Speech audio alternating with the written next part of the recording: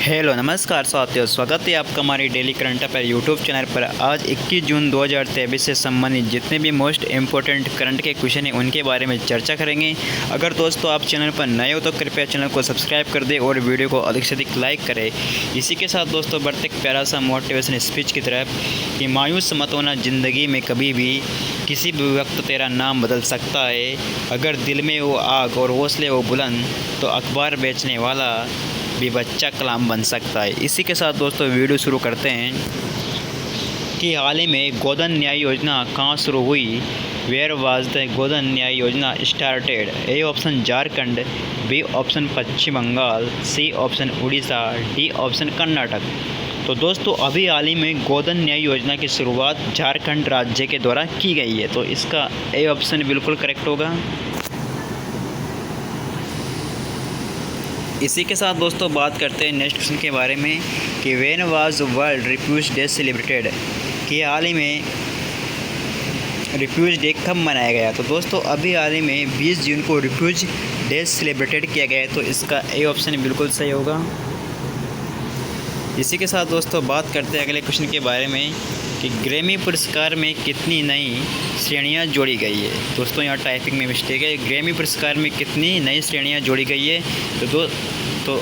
तो दोस्तों अभी हाल ही में ग्रैमी पुरस्कार में 3 नई श्रेणियां जोड़ी गई है, तो इसका बी ऑप्शन बिल्कुल सही होगा। इसी के साथ दोस्तों बात करते हैं अगले क्वेश्चन के बारे में कि हाल ही में एशियन चैम्पियनशिप में पदक जीतने वाला पहला तलवारबाज कौन बना है? A option Geeta Devi, B option Usha Rani, C option Charanjit Kaur, D option Bhavani Devi. तो दोस्तों अभी हाल ही में एशियन चैम्पियनशिप कप में पदक जीतने वाला पहला तलवारबाज बना है भवानी देवी, तो इसका डी ऑप्शन बिल्कुल करेक्ट होगा। अब दोस्तों बात करते हैं अगले क्वेश्चन के बारे में कि जून 2023 को फर्स्ट बार अग्नि मिसाइल का सफल परीक्षण कहाँ किया गया? Where was the Agni missile successful tested for the first time on June 2023? A option doctor APJ Abdul Kalam Dweep, B option Satish Dhawan अंतरिक्ष केंद्र, सी ऑप्शन विक्रम साराभाई अंतरिक्ष केंद्र, डी ऑप्शन मानव अंतरिक्ष उड़ान केंद्र। तो दोस्तों इसका सही आंसर होगा A option doctor APJ Abdul Kalam Dweep, तो इसका ए ऑप्शन बिल्कुल करेक्ट होगा। इसी के साथ दोस्तों बढ़ते हैं इससे संबंधित कुछ महत्वपूर्ण पॉइंटों के बारे में देख लेते हैं कि इस मिसाइल की लंबाई 34.5 फीट है और यह मल्टीपल ओवरहेड्स लगाए जा सकते हैं। इस मिसाइल में मल्टीपल ओवरहेड्स को भी लगाया जा सकता है। इसी के साथ दोस्तों इसका वजन 11,000 किलोग्राम है, इसकी रेंज 2,000 किलोमीटर है और यह 2,000 किलोमीटर की दूरी तक किसी भी लक्ष्य को निशाना बना सकती है। और इसी के साथ दोस्तों बात करते हैं अग्नि मिसाइल की रेंज।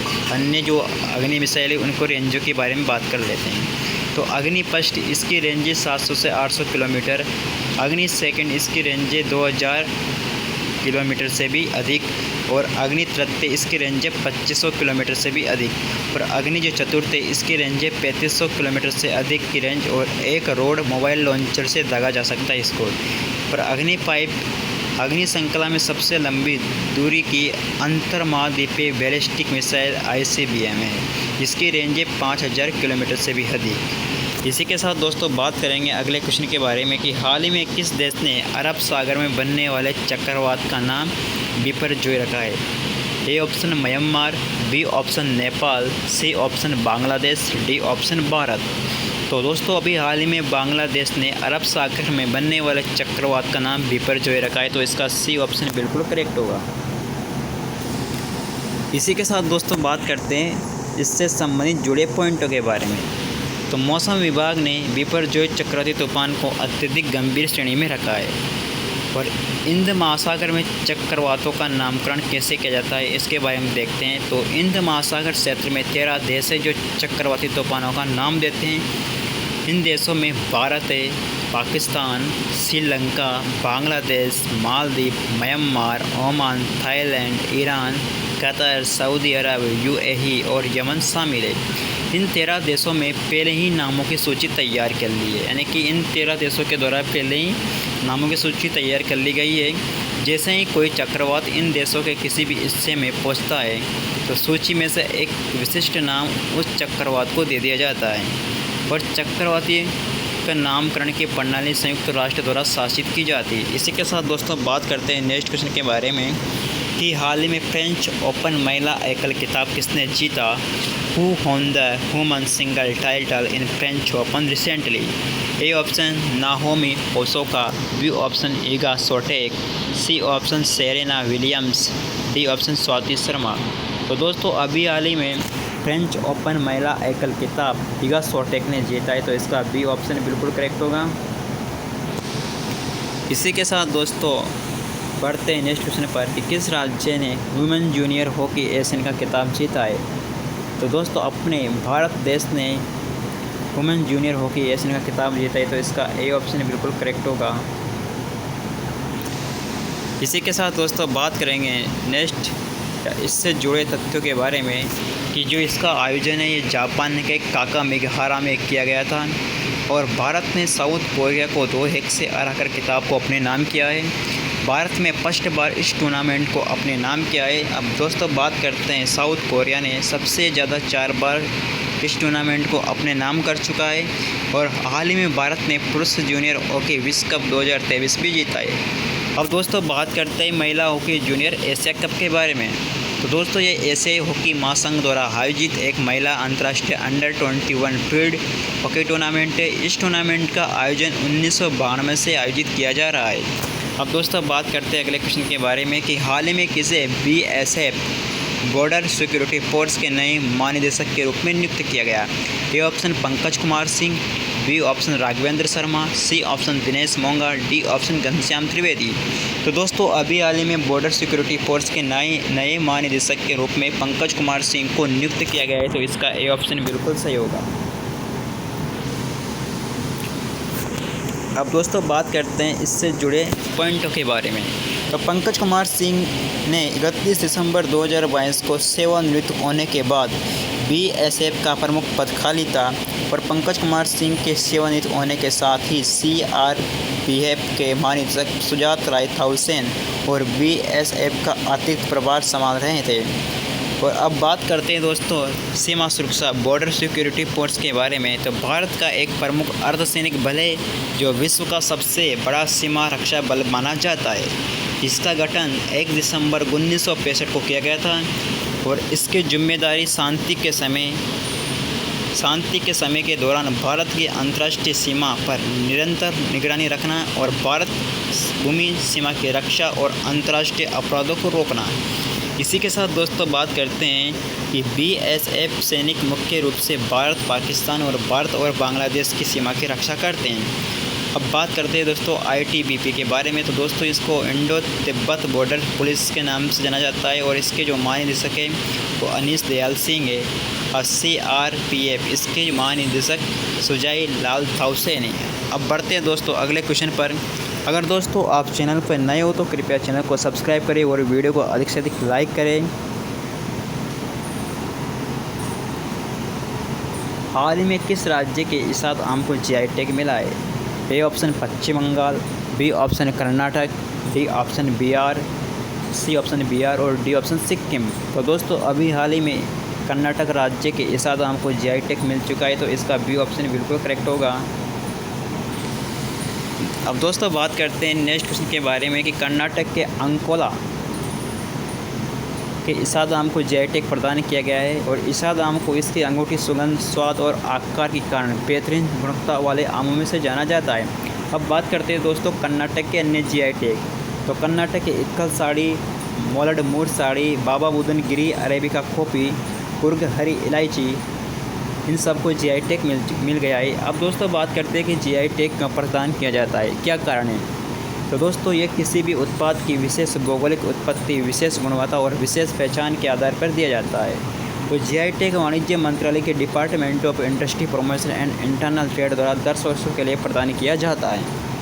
इसी के साथ दोस्तों बढ़ते हैं अगले क्वेश्चन पर कि हाल ही में 3 दिवसीय G20 विकास मंत्रियों की बैठक कहाँ शुरू हुई है? तो दोस्तों आप 11वें क्वेश्चन का आंसर कमेंट बॉक्स करें और अपना उत्तर कमेंट बॉक्स में ज़रूर दें।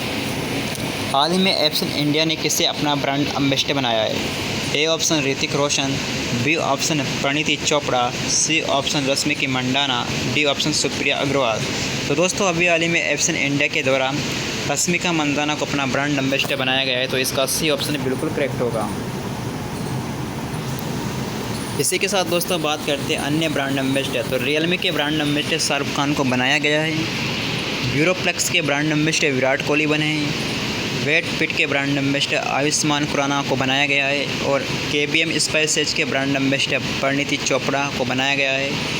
HSBC इंडिया के ब्रांड एम्बेसडर विराट कोहली को बनाया गया है। अब दोस्तों बात करते हैं अगले क्वेश्चन के बारे में कि हाल ही में मंगल डिली का निधन हुआ है, वह कौन थे? ए ऑप्शन राजनेता, बी ऑप्शन अभिनेता, सी ऑप्शन पत्रकार, डी ऑप्शन लेखक। तो दोस्तों अभी हाल ही में जो मंगल डिली का निधन हुआ था वो एक अभिनेता थे, तो इसका बी ऑप्शन बिल्कुल करेक्ट होगा। इसी के साथ दोस्तों बात करते हैं कि हाल ही में किरण काजी किस कंपनी के सबसे कम उम्र के सॉफ्टवेयर इंजीनियर बने हैं? तो दोस्तों अभी हाल ही में जो किरण काजी है ये स्पेस एल कंपनी के सबसे कम उम्र के सॉफ्टवेयर इंजीनियर बने, तो इसका सी ऑप्शन बिल्कुल सही होगा। इसी के साथ दोस्तों बढ़ते हैं नेक्स्ट क्वेश्चन पर कि हाल ही में IITA के नए अध्यक्ष कौन बने? A option Peter Alberts, B option Ajay Sinha, C option Mukul Goyal, D option Lalit Kumar Gupta. तो दोस्तों अभी हाल ही में IITA के नए अध्यक्ष के रूप में पीटर अल्बर्ट्स को चुना गया है, नियुक्त किया गया है, तो इसका ए ऑप्शन बिल्कुल सही होगा, पीटर अल्बर्ट्स। इसी के साथ दोस्तों बात करेंगे अगले क्वेश्चन के बारे में कि हाल ही में कौन सा देश दुनिया का पहला डिजिटल सरकारी बॉन्ड जारी करेगा? A option Tanzania, B option Israel, C option Malaysia, D option Nepal. तो दोस्तों अभी हाल ही में इजराइल दुनिया का पहला डिजिटल सरकारी बॉन्ड जारी करेगा, तो इसका बी ऑप्शन बिल्कुल करेक्ट होगा, इजराइल। इसी के साथ दोस्तों बात करेंगे इससे जुड़े हुए तथ्यों के बारे में। तो ये ब्रांड जारी करेगा, तो इसमें सहमति किसने जताई है? तो इसमें TASE तेल अवीव स्टॉक एक्सचेंज और इजराइल वित्त मंत्रालय के द्वारा इसमें सहमति जताई गई है। अब बात करते हैं दोस्तों इजराइल देश के बारे में। तो इजराइल यह अरब में स्थित एक देश है। इसकी राजधानी जेरूसलम है और यहाँ के जो प्रधानमंत्री बेंजामिन नेतन्याहू है और यहाँ की जो ऑफिशियल आधिकारिक भाषा है वो इब्रू है। इसी के साथ दोस्तों बढ़ते अगले क्वेश्चन की तरफ कि भारत का सबसे बड़ा निवेशक देश कौन सा है? Which country is the largest investor in India? A option America, B option China, C option Singapore, D option Malaysia. तो दोस्तों अभी हाल ही में भारत का सबसे बड़ा निवेशक है ये सिंगापुर बना है, तो इसका सी ऑप्शन बिल्कुल करेक्ट होगा। अब दोस्तों बात करते हैं इसके से जुड़े जो तथ्य उनको देख लेते हैं कि 17.2 अरब डॉलर के निवेश के साथ सिंगापुर भारत का सबसे बड़ा निवेशक बना है। इसी के बाद मॉरिशस 6.1 अरब डॉलर, फिर इसके बाद अमेरिका 6 अरब डॉलर। अब बात करते हैं दोस्तों अगले पॉइंट के बारे में कि हाल ही में जारी DIPIT के आंकड़ों के अनुसार संयुक्त अरब अमीरात बीते वर्ष 2022-23 के दौरान भारत का चौथा सबसे बड़ा निवेशक बनकर उभरा है और भारत में FDI के लिहाज से संयुक्त अरब अमीरात वर्ष 2021-22 में 7वें स्थान पर रहा था, जबकि 2022-23 में चौथे स्थान पर आ गया है। अब दोस्तों बढ़ते हैं अगले क्वेश्चन पर कि हाल ही में विश्व बाल श्रम निषेध दिवस कब मनाया गया था? ए ऑप्शन 12 जून, बी ऑप्शन 13 जून, सी ऑप्शन 11 जून, डी ऑप्शन 10 जून। तो दोस्तों आप इस क्वेश्चन का आंसर कमेंट बॉक्स करें। 18वें क्वेश्चन का आंसर कि अभी हाल ही में जो विश्व बाल श्रम दिवस मनाया गया है कब मनाया गया था, तो सभी को अपना आंसर कमेंट बॉक्स में देना है। इसी के साथ दोस्तों बात करते हैं कि 1 जून को विश्व दुग्ध दिवस मनाया गया था, 2 जून को तेलंगाना स्थापना दिवस, 3 जून को विश्व साइकिल दिवस, 5 जून को विश्व पर्यावरण दिवस, 6 जून को रूसी भाषा दिवस, 7 जून को विश्व खाद्य सुरक्षा दिवस, 8 जून को विश्व महासागर दिवस, 9 जून को विश्व मान्यता दिवस मनाया गया है। इसी के साथ दोस्तों बात करते हैं 15 जून को विश्व पर्यावरण दिवस मनाया गया था। अब बढ़ते हैं दोस्तों अगले क्वेश्चन पर कि ICC world test championship WTC 2023 का खिताब किसने जीता है? A option Cambodia, B option Iran, C option England, D option Australia. तो दोस्तों अभी हाल ही में ICC world test championship WTC 2023 का खिताब जीता है ऑस्ट्रेलिया ने, तो इसका डी ऑप्शन बिल्कुल करेक्ट होगा। अब दोस्तों बात करते हैं ऑस्ट्रेलिया के बारे में। तो फाइनल मुकाबले में ऑस्ट्रेलिया के ट्रेविस हेड को प्लेयर ऑफ द मंथ चुना गया है। अब आईसीसी विश्व टेस्ट चैंपियनशिप के बारे में बात करते हैं। तो दोस्तों आईसीसी विश्व टेस्ट चैंपियनशिप अंतर्राष्ट्रीय क्रिकेट परिषद द्वारा संचालित टेस्ट क्रिकेट के लिए एक लीग प्रतियोगिता है। इसकी शुरुआत 1 अगस्त 2019 को की गई थी। इसमें प्रथम विजेता न्यूजीलैंड रहा था और 2023 में विजेता ऑस्ट्रेलिया रहा है। इसी के साथ दोस्तों बात करते हैं अगले क्वेश्चन के बारे में कि हाल ही में किस राज्य सरकार द्वारा शक्ति योजना चलाई गई है। A option Maharashtra, B option Karnataka, C option Telangana, D option Meghalaya. तो दोस्तों अभी हाल ही में कर्नाटक राज्य के द्वारा शक्ति योजना को चलाया गया था, तो इसका बी ऑप्शन बिल्कुल करेक्ट होगा। इसी के साथ दोस्तों बात करेंगे कर्नाटक के बारे में। कर्नाटक की राजधानी बेंगलुरु है। यहाँ के मुख्यमंत्री थावरचंद गहलोत और यहाँ के जो राज्यपाल है वो सिद्धारमैया है। अब बात करते हैं दोस्तों कर्नाटक की योजनाओं के बारे में। तो वाजपेयी आरोग्य योजना, राजीव आरोग्य भाग्य योजना, ज्योति संजीवनी योजना, कर्नाटक भाग्यश्री योजना और जन सेवक योजना, इन सभी योजनाओं का संबंध कर्नाटक राज्य से है। इसी के साथ दोस्तों बढ़ते हैं अगले क्वेश्चन पर कि अंतर्राष्ट्रीय योग दिवस की थीम क्या है। ए ऑप्शन योगा टू वासुदेव कुटुंबकम, B option yoga for community, C option yoga for wellness और D option yoga for health. तो दोस्तों अंतर्राष्ट्रीय योग दिवस की थीम है योगा टू वासुदेव कुटुंबकम। इसका ए ऑप्शन बिल्कुल सही है। इसी के साथ दोस्तों बात करते हैं कि 2 दिवसीय G20 श्रम संघाई शिखर सम्मेलन की मेज़बानी कौन करेगा। A option Chhattisgarh, B option Bihar, C option Rajasthan, D option Haryana. तो दोस्तों 2 दिवसीय G20 श्रम संघाई शिखर सम्मेलन की मेज़बानी अपना बिहार राज्य करेगा, तो इसका बी ऑप्शन बिल्कुल करेक्ट होगा। इसी के साथ दोस्तों बात करते हैं कि हाल ही में किस राज्य के मुख्यमंत्री ने धार्मिक पर्यटन को बढ़ावा देने के लिए 13.48 करोड़ रुपए की मंजूरी दी है। A option Haryana, B option Gujarat, C option Rajasthan, D option Paschim Bengal.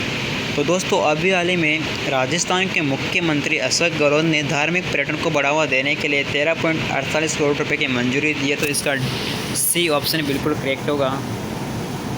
तो दोस्तों आज के लिए इतना ही पर्याप्त है। अगर आपको वीडियो अच्छी लगी हो तो वीडियो को अधिक से अधिक सब्सक्राइब करें, लाइक करें और कमेंट करें। दोस्तों अगर आपको वीडियो की PDF चाहिए तो आप टेलीग्राम वीडियो के डिस्क्रिप्शन में टेलीग्राम चैनल पर लिंक करें, वहां से आप इसकी PDF फाइल प्राप्त कर सकते हैं। इसी के साथ दोस्तों आज के लिए इतना ही पर्याप्त है। मिलते हैं नेक्स्ट वीडियो पर। जय भारत, धन्यवाद।